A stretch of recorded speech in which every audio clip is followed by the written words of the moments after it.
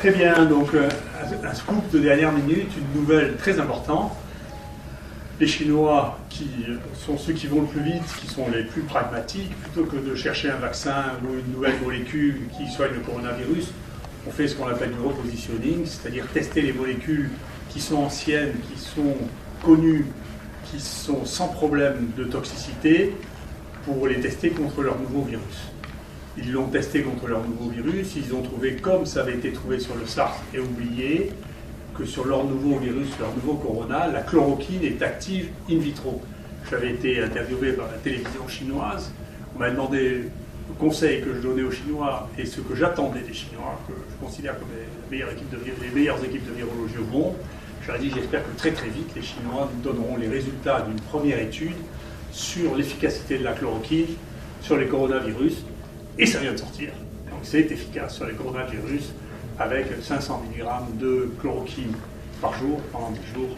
Il y a une amélioration spectaculaire et c'est recommandé pour tous les cas cliniquement positifs d'infection à coronavirus chinois. Donc c'est une excellente nouvelle, c'est probablement l'infection respiratoire la plus facile à traiter de tout, la moins. Et donc c'est pas la peine de s'exciter, il faut travailler. C'est pas la peine de s'exciter, de promettre les vaccins dans 10 ans, il faut travailler, voir les molécules potentiellement actives et qui sont immédiatement disponibles sur le marché. La seule chose que je vous dis, faites attention, il y aura bientôt plus de chloroquine dans les pharmacies. Question très brièvement, certains médecins disent que la chloroquine, qui est le principe actif de la nivaquine, le anti-malaria, est très efficace. Il l'a été contre le SRAS, il pourrait l'être contre le coronavirus. C'est vrai ou faux? Alors, très simple. Très simple, mais c'est effectivement très précis parce que tous les spécialistes que j'ai vus hier disent la chloroquine, à chaque fois qu'il y a un nouveau virus, il y a un type pour raconter que ça va marcher. Il se trouve que la chloroquine marche très bien dans une éprouvette et elle n'a jamais marché chez un être vivant. Donc, Monsieur Poirette, vous n'êtes pas une éprouvette. Donc, ne croyez pas que en mettant de la chloroquine, vous allez vous protéger. En revanche, continuez à ne pas me serrer la main. Professeur, pour revenir à cette proposition d'utilisation de la chloroquine comme traitement pour le coronavirus, que pensez-vous? Comment se fait-il qu'il y ait un débat d'experts actuellement, un débat entre scientifiques et médecins, quant à l'utilité et à l'efficacité de ce traitement? Écoutez, je pense qu'il y a un malentendu que l'on peut concevoir quand on ne fait pas partie du monde scientifique et qu'on appelle ça la communauté scientifique ou les experts au sens large. Chez nous, il y a une évaluation de ce qu'est les experts. Alors, je vais vous montrer. Par exemple, le site le plus simple d'utilisation, qui est un site international, hein, c'est pas à nous, pour identifier ce qu'est un expert. Donc vous tapez sur Google, sur Internet, Expertscape, et puis dedans, donc Expertscape, vous rentrez le mot-clé. Pour les maladies infectieuses transmissibles, ça s'appelle Communicable Disease. Ok, on appuie sur Show Expert, et Show Expert, vous savez qui c'est, qui est Show Expert, et donc je suis désolé. Mais je suis le premier expert, et non seulement ça, mais si vous regardez dans les endroits dans lesquels ça se passe, en particulier vous regardez à Marseille, vous voyez, eh bien vous trouvez que les seuls experts mondiaux qui soient lisibles en France dans cette zone-là sont ceux de Marseille, vous voyez, et donc quand on marque en réalité c'est Marseille, et donc Université d'Aix-Marseille, vous voyez que les seuls experts visibles en France, vous voyez, sont des experts qui sont ici, les 5 visibles au niveau mondial de l'expertise dans ce domaine-là, et c'est lui dans les maladies transmissibles. Et si vous regardez ensuite dans virus, vous regardez qui sont les experts mondiaux présents en France, et si vous regardez dans antibiotiques, vous verrez quels sont les experts mondiaux trouvés en France, et si vous regardez à Communicable Disease Emerging, vous verrez que les seuls experts mondiaux sont à Marseille, de France sont à Marseille. Donc c'est intéressant, mais ce qui est un expert pour une télévision ou pour un groupe, c'est une chose, ce qui est un expert pour la science, c'est une autre chose. Voilà. Et donc, moi, je suis indifférent au fait que les uns les autres pensent qu'ils sont des experts, ça m'indiffère. Cela étant, il y a des manières de quantifier le niveau scientifique des gens, qui est facile à évaluer. Il suffit de regarder pour savoir qui est quoi dans un domaine donné scientifique. Pour quelles raisons vous êtes-vous intéressé et avez-vous communiqué sur la question de la chloroquine? La chloroquine est un médicament avec lequel je travaille depuis longtemps, J'ai été le premier à utiliser l'hydroxychloroquine dans le traitement des maladies infectieuses aiguës, en particulier pour les bactéries intracellulaires, pour lesquelles on n'arrivait pas à éradiquer les microbes. Donc pour 2 maladies, la fièvre Q et la maladie de Whipple, j'ai suivi personnellement 4000 de ces personnes depuis 30 ans, que j'ai traitées avec de l'hydroxychloroquine pendant en moyenne 1 ou 2 ans, dont j'ai fait les dosages dans le sang. J'ai regardé, depuis 4 ans et demi, on a fait 2000 dosages d'hydroxychloroquine dans le sang. Et donc j'ai une énorme expérience de ce médicament dans les infections. Et depuis longtemps, on pense que ce qui marche pour les bactéries intracellulaires, c'est-à-dire qui se multiplient dans les cellules, doit marcher pour les gros virus parce qu'ils rentrent par les mêmes mécanismes, ils vivent dans les mêmes vacuoles. Et la chloroquine influence le sac dans lequel se logent les microbes qui rentrent dans les cellules. Et donc ça fait 13 ans qu'on a écrit notre première revue avec Jean-Marc Rollin sur l'usage potentiel de la chloroquine dans les infections virales.